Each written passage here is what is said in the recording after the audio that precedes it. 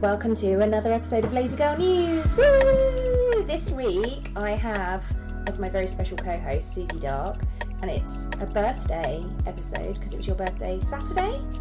Sunday. Yesterday. So Suzy is a somatic coach who helps smart, sensitive women create brave change in their lives and businesses, and she's actually one of my clients, which makes this. So I'm going to go straight into the wonderful news from this week. Number one, in what can only be described as absolutely unhinged behaviour, the US, who've previously vetoed 3 draft resolutions calling for a ceasefire in Israel/Palestine in the UN Security Council, were apoplectic when their own draft resolution was vetoed by Russia and China. So the US envoy, Linda Thomas-Greenfield, reckons that Russia and China are big meanies who just bloody love Hamas. They think that the US are cockwombles, and most of us agree with Russia and China. So a few of my thoughts on this. Draft resolution being vetoed by Russia and China. Also Algeria. So the way the UN security system works, which I think we can all agree is pretty broken based on the past 5 months, but Russia and China are permanent members. There's only, I can't remember how many permanent members there are. But if you're a permanent member, then you get veto, right? If one of you says no, then it doesn't go through. But then there are temporary members who kind of drop in throughout the year. Algeria voted no also, and Guyana abstained. Yeah. But even if everybody said yes and all of the temporary members said no, it wouldn't matter, because if all the permanent members say yes, it goes through. That's my understanding. Yes. I thought it was just so interesting, and I don't know how much people know or have read the draft resolution by the US, but I have.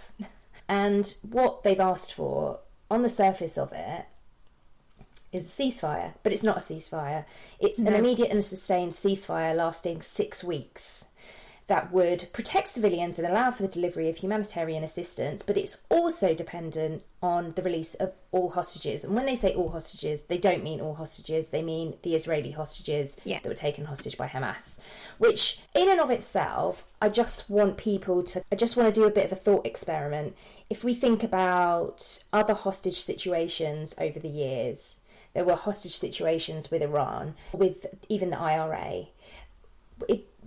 There is no world where the country where the hostages have been taken from are allowed to just bomb the shit out of the country, and they're only stopping if the hostages come back. That's not how anything works.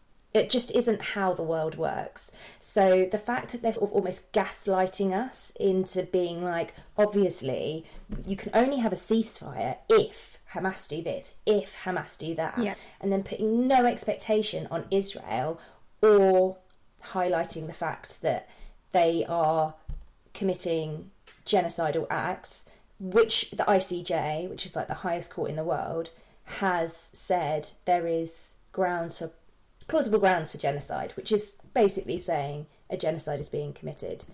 And I just found the US envoy, Linda Thomas-Greenfield, her little diatribe, where she said Russia and China have opposed the resolution because they can't bring themselves to support the clauses in it condemning Hamas. And then she even said, can we just pause there? And I just thought, what the hell? What planet are you on?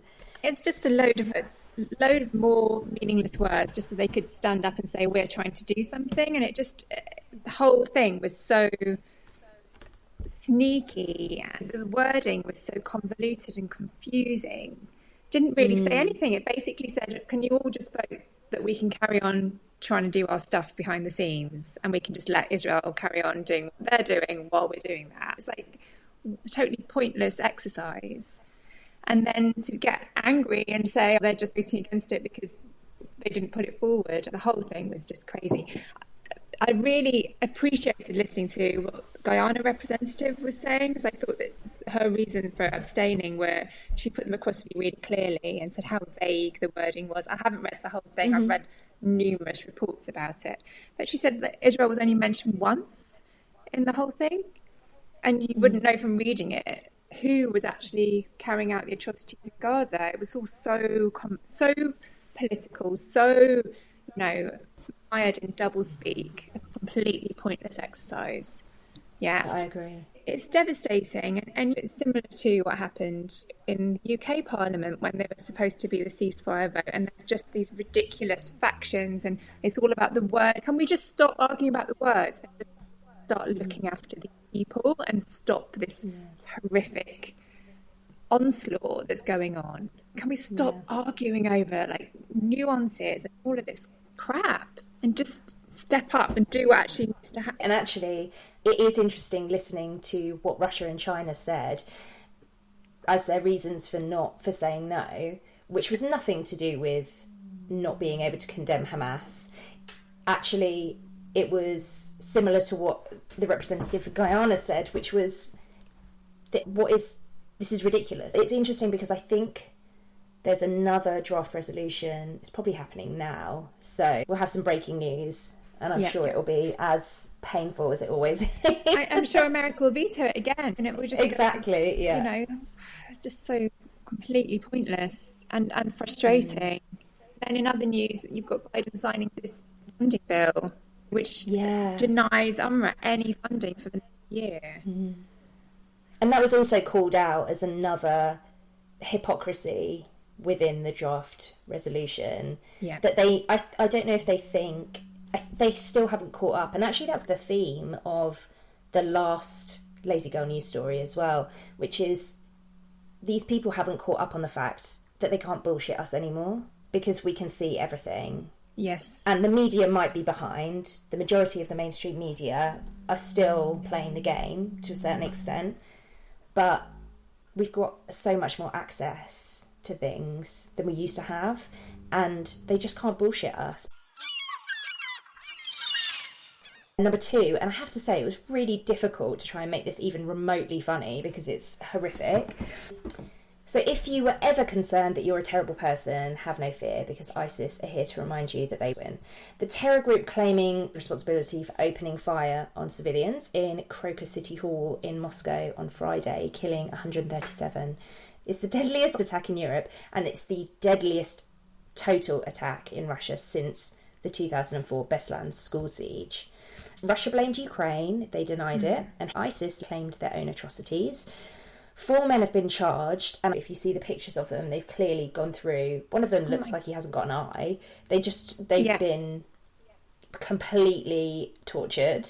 Yes. That's Russia. Actually, they're releasing video and photographic evidence of the torture now, deliberately leaking it to, I guess, I don't know, to show the Russians that they're now doing their job. It's really quite horrific, the reports coming out of what they've done to these people. And it'll be the confessions that they elicit from them through this torture will be whatever story Putin wants them to speak. Blaming Ukraine, which is very convenient. On brand. I thought that some interesting things were that the US warned Moscow earlier this month of a possible attack in Russia aimed at large gatherings. And they also issued, I think, a kind of public safety warning. And for any government to do that it's a big thing. It means that they've got really plausible reason. Yeah. But the Kremlin dismissed it, and they said, it's propaganda. But they also said it was an attempt to meddle in their presidential election, which I thought was interesting, because I think people just think ISIS operate or hate America and the UK. And actually, if you're as old as we are, you probably know a little bit more, because you remember Chechnya. Yeah, Syria too. Yeah. So this is ISIS-K, which is the Khorasan province in Afghanistan. So this particular faction of ISIS is a very brutal, strong faction of ISIS. So there are a few reasons. So their involvement in destroying ISIS bases in Syria, the Chechnya war, and the historic involvement in invasion in Afghanistan. These are all the reasons why they hate Russia. They bombed a Russian plane to Egypt in 2015. They perpetrated a bomb attack in St. Petersburg. I think 15 were killed there. So yeah, they continue to be quite a plausible threat to... Yeah, it's not at all implausible that it's them. And they're admitting to it. Yeah, they've Admitting claimed to it. well. They taped it, they've Yeah. released evidence. And yeah, that's inconvenient for Putin if that has happened, because it's happened on his watch, and he's supposed to be this very strong leader who keeps the Russian people safe, and look what's happened. But it's interesting, there's some quite horrific speculation. I looked at what Sky News was saying today, and they're speculating that it could even be a false flag operation, which I don't know whether that's the thing, but they're saying it took an hour and a half to mobilise the National Guard, who are only 2 miles away. And we've seen on TV, like any kind of protest in Russia gets slammed down immediately. Why did it take them so long to get there? Is it because they're just incompetent and overstretched because of what's going on in Ukraine, or is it something more sinister than that? You know? They knew about the attack. We know that they knew it. That's Yeah. not a conspiracy theory. That's fact. They were told about the attack. They think there's going to be an attack on a large gathering. So I would imagine that if you get a call about a large gathering potentially being attacked, you would probably race down there. But the Beslan school siege, I'd not forgotten about it, but I don't know. It had gone from my memory a little bit. I was in my 20s when that happened. And I remember that Putin was really criticised. They were all criticised after that for not handling that well. And if anybody doesn't know about the Beslan school siege, basically it was stormed by a terrorist group, an Islamic terrorist group, Riyad al-Salahin. And they're Chechen... They're people that want Chechen independence from Russia, which is a completely reasonable thing to want. But they went into this school in a very small town, Beslan, and took everybody hostage for 3 days. And 334 people were killed, 186 of them were children, and some of the attackers were also killed. But Russia were criticised for how they handled that operation from memory. Not at all. And blaming Ukraine is very convenient, though, isn't it? Because that's even more impetus to fight over there. And the rhetoric's changed as well. They're now calling it a war.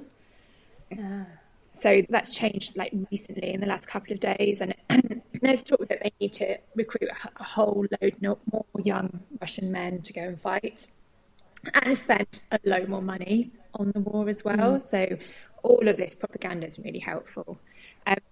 I noticed as well that the editor of the state media channel, Margarita Simonian, has claimed that it's all Ukrainian, and that these perpetrators, 4 of them are Tajikistani, which kind of fits with this ISIS-K because a lot of them are recruited from that.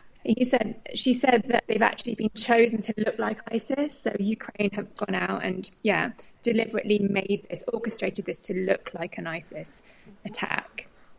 So they're really doubling down on this narrative that it is a Ukrainian terror attack, and it gives them even more possibility to ask whatever they're going to ask of the Russian people in the next phase of the war.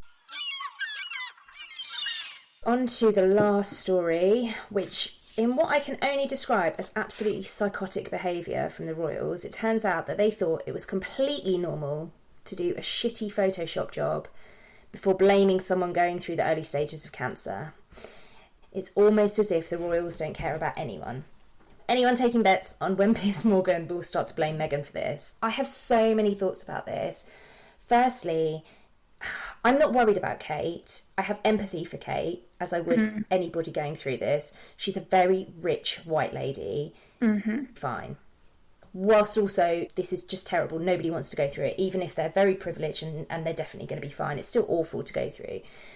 I think I almost want to put aside Kate and how she's feeling and how we need to give her privacy and all that sort of stuff, and how awful is it that we all had these conspiracy theories and we were laughing about it. Put all that aside, because the real story for me is how Buckingham Palace got caught out.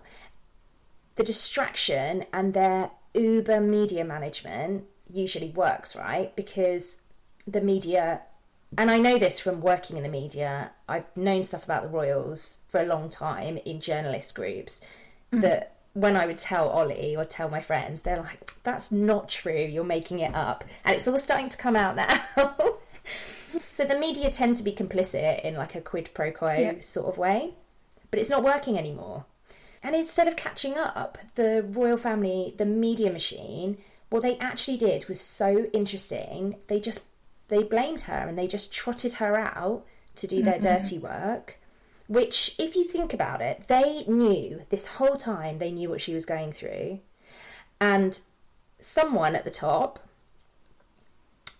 undoubtedly the king and Camilla, whoever, would have said, do you know what we're going to do is we're going to Photoshop things. We're not going to tell people. We're going to release very weird statements. We're going to try and distract by giving different statements about the king, different levels of detail. We're then going to give insane amounts of detail about the kind of fringe royal who took his own life. Yeah. And hopefully nobody will care. But these are all real people. Yeah. And I don't understand why we're all going, oh, I'm a terrible person for laughing about this. It's just such a huge vacuum, wasn't there? There was such a huge vacuum, of course, it's going to be filled with something. And the fact is that we're living in an age now where we expect to know everything about everybody, not just about the royal family or famous people, but normal-ish people who are just sharing everything everywhere. So within this whole kind of what's happened, it's not surprising that all of these conspiracy theories come out. It's handled so terribly, so badly. I wish her well. I'm not a royalist by any means. I don't understand why we have them or what the point of them is at all. Kind of fairy tale going on at any one time. Doesn't matter what's actually going on in the real world. We need to have a princess that we can believe in. We need a baddie that we can boo and hiss. There needs to be somebody being saved. And apparently this is what's supposed to keep the whole country together. And it's just a myth. It's a myth. And I think there are ridiculous, for me, incomprehensible amounts of people who buy into this whole fairy story thing and get really angry when anything happens royal family based. I don't particularly care, but I just find it really fascinating to see the frenzy that gets whipped up. Yeah, I agree. It's nuts. And the Meghan Markle thing, of course, he's already said something about her. Yeah, absolutely. Oh my God, what has he said? Oh, he hates the message that they put out. The message For God's sake. And people are already complaining. There's literally nothing that they could do. Nothing. And the whole thing frustrates me. I do find it very fascinating how obsessed people get and how familiar people feel that they can be with the royal family. Yeah. Which is bizarre because they don't care. In fact, they want us to continue living a worse life because the royal family existing and us continuing to let them do what they want just means that we all live a worse life. The amount of money that we have to spend on their ridiculous celebrations that some people really enjoy it. I would say the majority of the country are ambivalent. I don't know. The Queen dying, I was just amazed at the reaction to that. But to see what happened, it was like, wow, people really do still buy into all of this. And I get it with the Queen though, because she was there for such a long time. I don't think it'll be the same with Charles when he dies. It won't be the same. But it just, that era has gone. It's completely gone, and they're not catching up, and they're not like changing. They're not changing their ways to catch up, and so I think it's just going to they're going to be less and less popular, and people become more and more ambivalent. And politicians will continue, in their millions, actually. Yeah, exactly. And politicians will continue to hold on to this as a unifying thing within our country. But we're not. Yeah, we're not. No, we're not. It's this weird fairy tale that I don't know. It's crumbling and falling apart. But yeah, super interesting. And So when the Sussexes put out their message of condolence, and it was quite short and it was quite a nice one, but there are loads of commenters, royalist commenters saying it's so American. It was just so American. She is literally American. Yeah. And someone said it sounds like a Hallmark card, because they said something like health and healing. Who says that? That's so American. Yeah. It would be another instance of how can we deflect it all onto them. Interesting as well, some other people are saying that it's a sign that they're going to move closer together, so we'll see what Piers Morgan's got to say about that. It's just gossipy and nasty and really nothing compared to what else is going on in the world that we should be talking about. And again, another distraction from what we should be getting really annoyed about and angry about, and what we should be complaining about. Yeah, I completely agree. And on that note, that is all from Lazy Girl News. Thank you so much for being my co-host. Yeah, thank you for inviting me. It's been fun.